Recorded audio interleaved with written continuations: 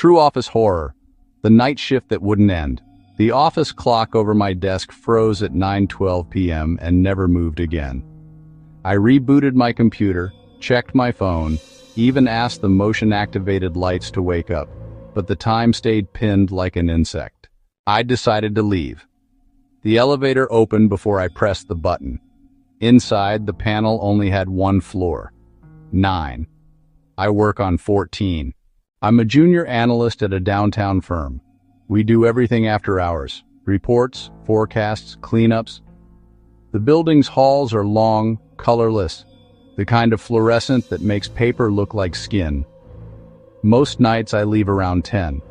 Security nods, the janitor hums, the same vending machine eats the same dollar. That night I stayed late alone. I could hear the printer 2 rooms over, a slow mechanical breath. On Slack, no green dots. On my desk, the clock still at 9:12. The floor felt emptier than usual. No elevator dings, no pipes, just the HVAC holding its breath. When I finally packed up, my phone read 11:03. The wall clock said 9:12. The building directory monitor said 9:12. The elevator display in the lobby said 9:12. And when I swiped my badge to exit, the turnstile flashed access granted, 9:12 p.m. and locked anyway. I took the stairs. Floor 14, 13, 12. Each landing smelled faintly of cleaner and old paper. On floor 10, the door pushed open by itself. The corridor lights flickered awake like something had walked ahead of me and tripped the sensors. The break room TV glowed static. The microwave blinked 9:12 in green. I called security. The call picked up, but instead of a voice, I heard the building's lobby music playing back softly. The same 4 bars of a saxophone loop. Then it stopped.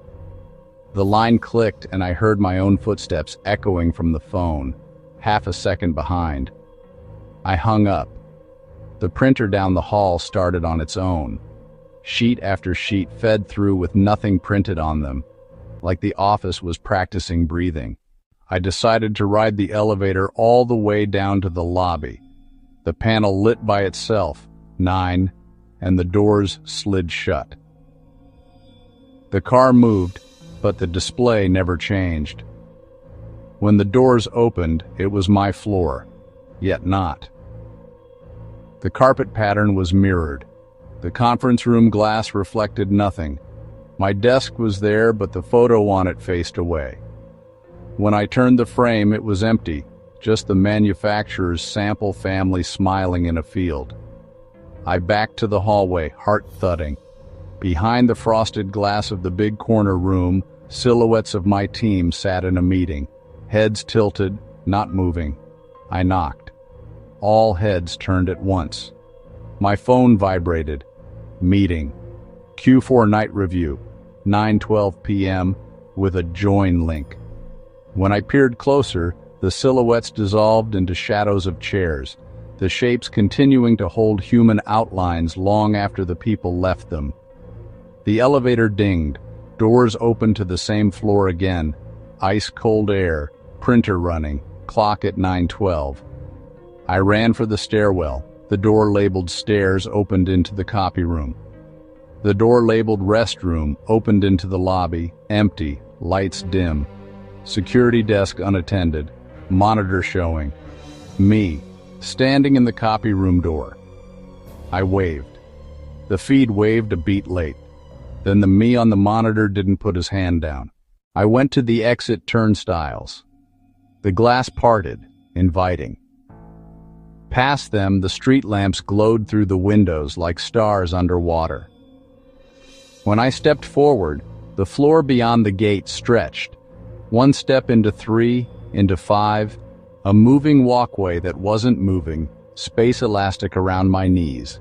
The building voice, the one that announces fire drills, whispered, "Employees must remain until closing." I shouted that it was closing. The voice replied from behind me, "It is 9:12 p.m. Every monitor on the wall woke at once to show a live camera of the elevator interior. It was empty. Then me stepped in, lifted a hand, and pressed 9. The real elevator opened. Inside the mirrored car, my reflection was already waiting, calm, hands folded, mouth forming the words, "You're late." I stepped back. The reflection leaned forward without me. The fluorescent buzz rose to a whine. The hallway compressed, perspective wrong, the world holding its breath. I ran, not to the doors, but to the loading bay, the one place with a manual latch and the smell of real air behind it. The loading door opened onto the office. Same gray carpet, same buzzing lights, only now the clock read 9:11 p.m. I backed into the elevator. The panel had every floor again, 1 through 40. I hit 1. The car didn't move. The indicator blinked, arrived, 9, and stayed there. The doors parted to my floor. Empty. My desk lamp on. The clock above it ticked once, 9:12, and stopped. On my chair sat a visitor badge with my name and today's date.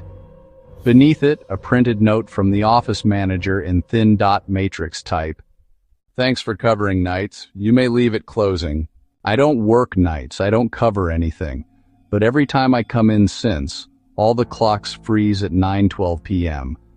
And when I try to leave before then, the elevator opens with my reflection already inside, smiling patiently like it's been waiting all day."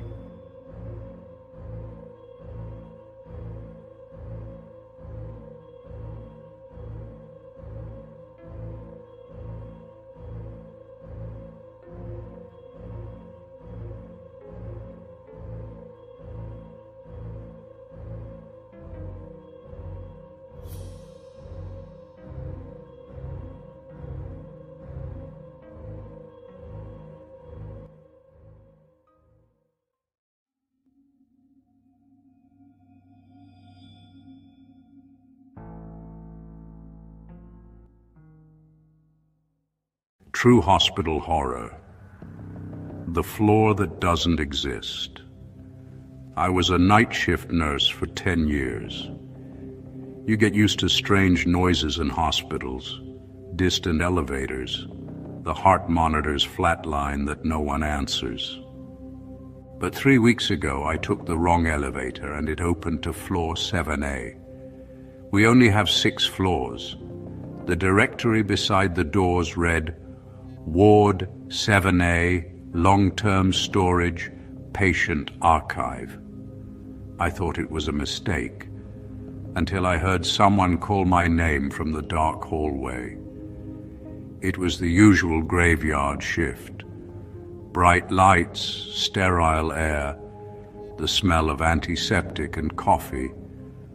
My job was to restock IV lines and check vitals in pediatrics. The same route every night, 3rd floor to 6th, then back.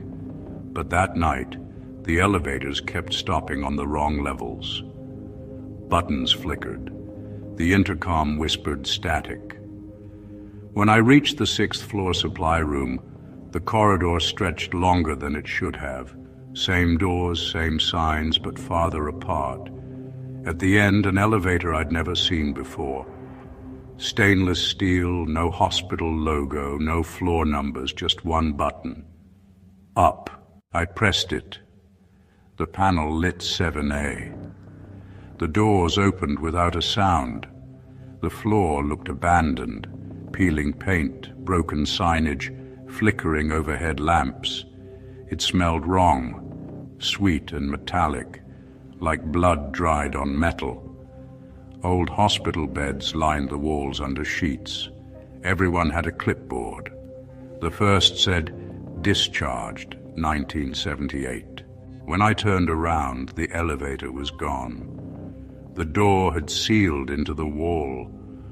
Somewhere down the hall, a heart monitor beeped twice, slow and irregular. I followed the sound to a room labeled Records, Active Cases. Inside, hundreds of patient files stacked to the ceiling. The one on top bore my name. The vitals chart ended today's date, 03:12 a.m. time of death blank. The intercom crackled overhead. My own voice came through. Code Blue, Ward 7A. I tore open the file.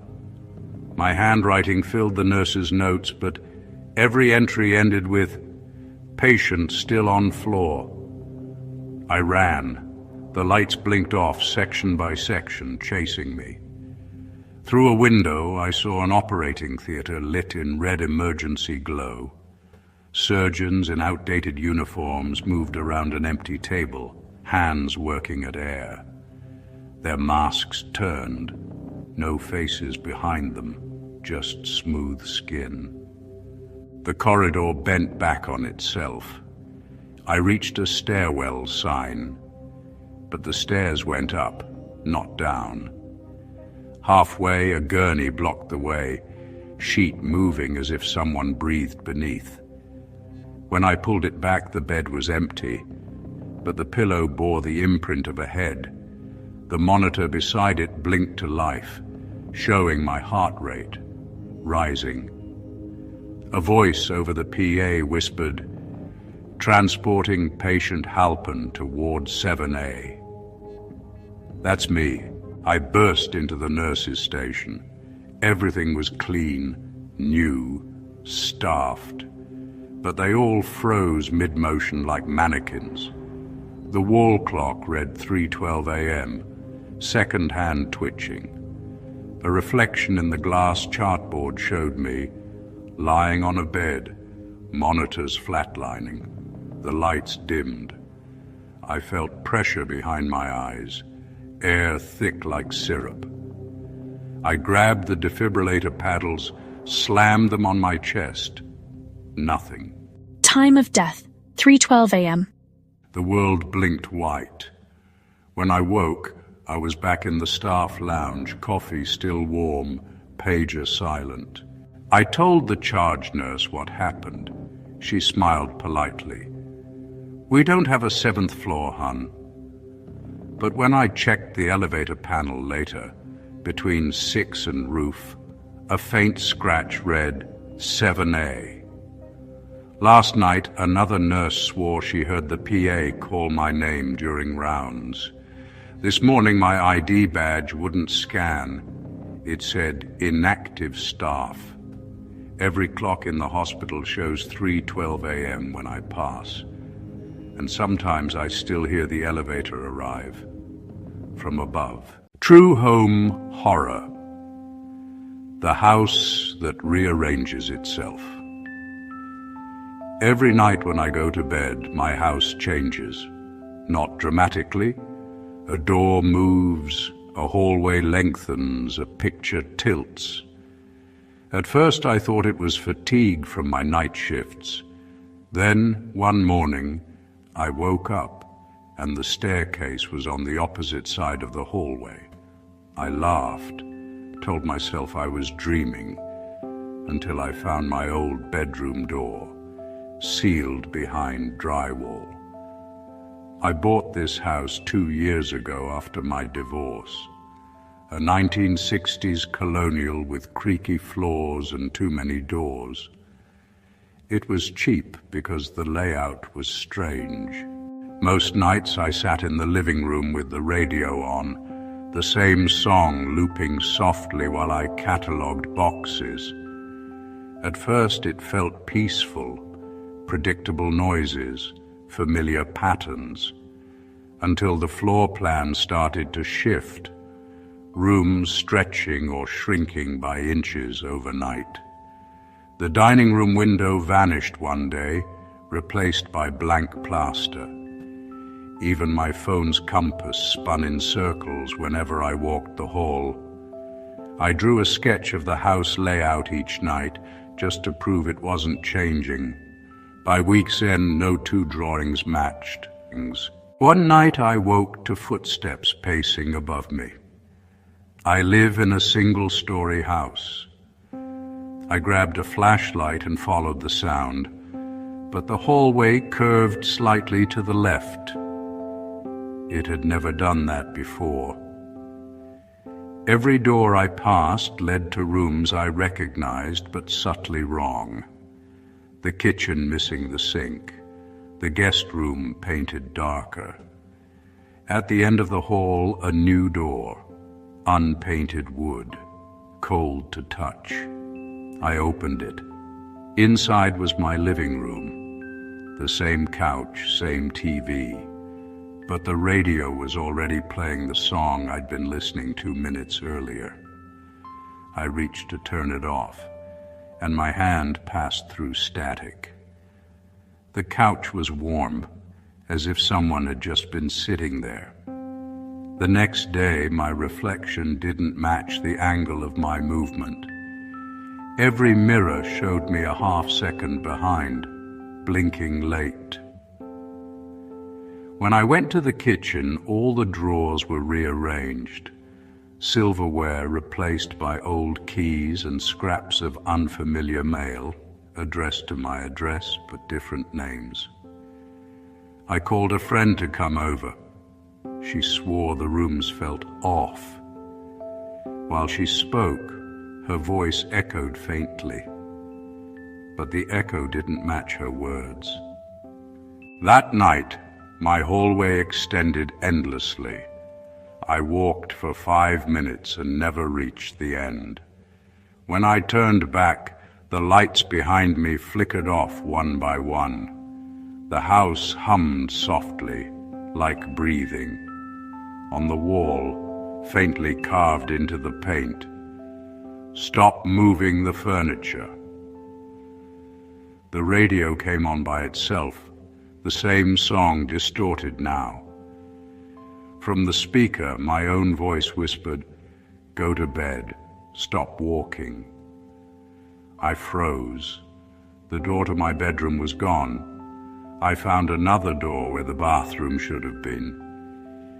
Inside, my bedroom, perfectly replicated, except it looked older, dustier. On the bed lay my phone, screen cracked, playing a video of me walking the hallway. Live. I turned toward the camera, but it was behind me. The floor creaked. I spun. Nothing there, just my reflection in the dark TV screen, smiling faintly. The walls bent inward, squeezing closer. The radio hissed, "You're home now." Morning sunlight filtered through a window that shouldn't exist. Everything was normal again, layout restored, calm air. I laughed, shaky, assuming exhaustion. But when I left for work, I noticed my neighbor's house was gone, a flat field of grass, and my address number had changed. That night, when I unlocked the door, the hallway was shorter than I remembered, and from inside, I heard my own voice call out, "Welcome back. I was just rearranging."